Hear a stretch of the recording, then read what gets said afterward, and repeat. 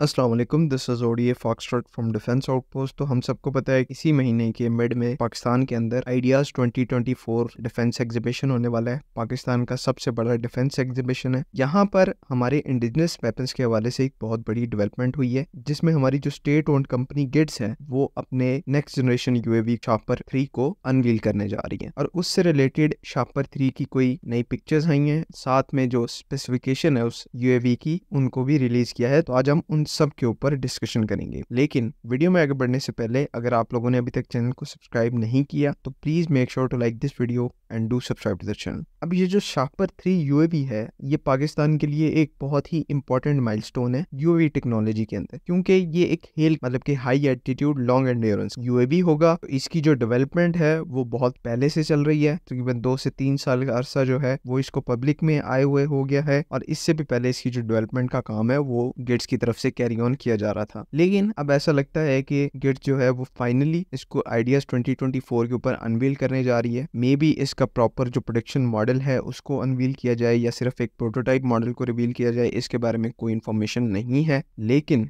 जो इसके बारे में स्पेसिफिकेशन रिलीज की गई है वो ट्रूली इंप्रेसिव है और इसको किसी भी मॉडर्न यूएवी के ऑन पार लाकर खड़ा कर देती है। स्पेशली इसकी जो एंड्योरेंस बताई गई है 40+ आवर्स की, मतलब कि 40 घंटे तक ये नॉन स्टॉप हवा में रहकर अपने मिशंस को परफॉर्म कर सकता है, जो कि इसको इजीली दुनिया के सबसे बेस्ट यूएवीज के अंदर लाके खड़ा करती है। उसके बाद इसके अंदर 6 के करीब हार्ड पॉइंट्स दिए गए हैं, लेकिन उनमें भी हर हार्ड पॉइंट के ऊपर ड्यूल इजेक्टर रैक को लगाया जा सकता है, जिससे ये जो हार्ड पॉइंट्स की तादाद है जिनके ऊपर वेपन्स को माउंट किया जा सकता है वो 12 के करीब हो जाती है, जिनके ऊपर 1600 किलोग्राम्स के वेरियस म्यूनिशंस को कैरी किया जा सकता है। और क्योंकि ये हेल यूएवी है तो इसकी जो फ्लाइट सीलिंग है वो 41,000 फीट्स की है और साथ में जो रेंज बताई जा रही है वो सैटेलाइट कम्युनिकेशंस के साथ 3000 किलोमीटर्स प्लस की बनती है। जो चीज इसको अपने प्रीवियस सक्सेसर यानी कि शापर 2 से मुख्तलिफ बनाती है वो इसका वेपन पैकेज है। इसके अंदर हमारे जो पुराने बर्क एटीजीएम मिसाइल्स वो तो है ही हैं, साथ में इसके अंदर गिट्स ने नई किस्म की एंटी टैंक गाइडेड मिसाइल्स को लगाया है, जिनको आप पिक्चर में देख भी सकते हैं। ये काफी मिस्टीरियस किस्म के मिसाइल्स हैं। इनसे रिलेटेड अभी तक गिट्स ने कोई भी इंफॉर्मेशन रिलीज नहीं की, लेकिन इनको देखकर, इनके साइज को देखकर और इनके जो आगे सेंसर्स लगे हैं इनको देखकर ऐसा लगता है कि ये बर्क का ही एक नया वर्जन है, जिसके अंदर रेंज जो है वो काफी ज्यादा इंक्रीज की गई है। बर्क मिसाइल का जो एग्जिस्टिंग वेरिएंट है जो कि हम यूज करते हैं वो 8 किलोमीटर की रेंज प्रोवाइड करता है, लेकिन इसमें हम लोग 20 से 25 किलोमीटर की रेंज को एक्सपेक्ट कर सकते हैं। ये ड्रोन सिर्फ एंटी टैंक गाइडेड मिसाइल्स को ही नहीं कैरी करता, बल्कि जो गाइडेड बॉम्ब्स है हमारी इंडिजिनस अलबतार लेजर बॉम्ब किट है उसको भी ये कैरी कर सकता है। आप पिक्चर में भी इसको देख सकते हैं। साथ में ये भी पॉसिबिलिटी है कि जितने भी हमारे ग्लाइड बॉम्ब किट्स हैं, क्योंकि तुर्किश अकिंची भी उनको कैरी कर सकता है, तो ये तो अपना हमारा इंडिजिनस यूएवी है, इसके साथ भी हम उन वेपन्स को, उन ग्लाइड बॉम्ब्स को जो हमने इंडिजिनसली मैन्युफैक्चर और डेवलप किए हैं उनको हम लोग इंटीग्रेट कर सकते हैं, जो कि इसके वेपन पैकेज को और डाइवर्स बनाएगा। इसका जो इलेक्ट्रो ऑप्टिकल सेंसर है उसको भी चेंज और अपग्रेड किया जा रहा है और पुराने जितने भी हमारे शापर 1 और शापर 2 पे इलेक्ट्रो ऑप्टिकल सेंसर्स हैं उनसे इसका जो इलेक्ट्रो ऑप्टिकल सेंसर है वो ज्यादा एनहेंस्ड और बेटर फीचर्स के साथ आएगा। बाकी एक और चीज जो कि इस ड्रोन के साथ में भी हो सकती है, या हमारे सजेशन को अगर माने तो ये चीज एक ड्रोन के अंदर, हेल कैटेगरी के ड्रोन के अंदर इंक्लूड होनी चाहिए, वो है जैमिंग पॉड्स। आजकल के मॉडर्न एयर डिफेंस के दौर में हेल ड्रोन्स का ऐसे एसपीजे पॉड्स को कैरी करना बहुत जरूरी है, जो कि सेल्फ प्रोटेक्शन के साथ साथ ऑफेंसिव जैमिंग का भी काम करें और ड्रोन के सर्वाइवल को यकीनी बनाए। तो अगर तो इसके अंदर अभी